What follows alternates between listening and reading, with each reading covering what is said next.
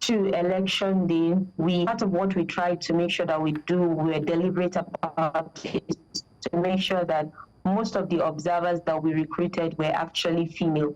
More than 50% of them were female, and then we had males as well, and they were posted to all the 18 local governments. Now, a large, overwhelming report that we have gotten from our observers in the polling units where they observe is the issue of vote buying. That's persisted so much.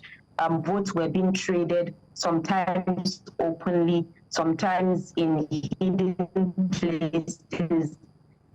They reported seeing this in a lot of local governments, including some places like Okitipupa, Ilaje, Akoko Northeast, and several other local governments, which is quite disheartening. And there were also reports about some places where our observers were stationed where the notion of priority voting was not exactly respected. And this is supposed to be based on the guideline. Aged people, pregnant women, nursing mothers are supposed to automatically get priority voting and be allowed to vote once they get to the polling unit without having to follow the queue. But in one of the polling units where our observers was stationed, it reported that they were not allowed to vote because the voters resisted and refused to allow that, which means that there's still a lot of work that needs to be done in terms of educating the public and the populace about some of these guidelines. It's supposed to be automatic, but when all the voters in the queue resisted to that, the officials they didn't have a choice but to ask them to wait in the queue just as other people.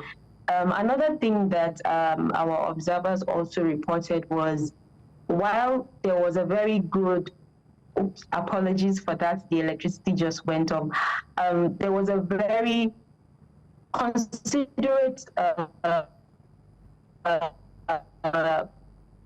spread of female security personnel in the polling units where they observe.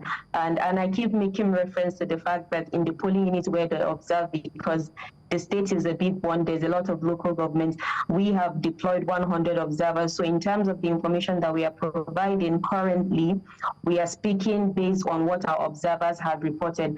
However, at the end of the election, using this primary data from the observers, as well as secondary data, as well as key informant interviews, we are going to release a post-election statement and then a post-election report as well that will give a comprehensive overview of the electoral process from the beginning up until election day and up until post-election as well.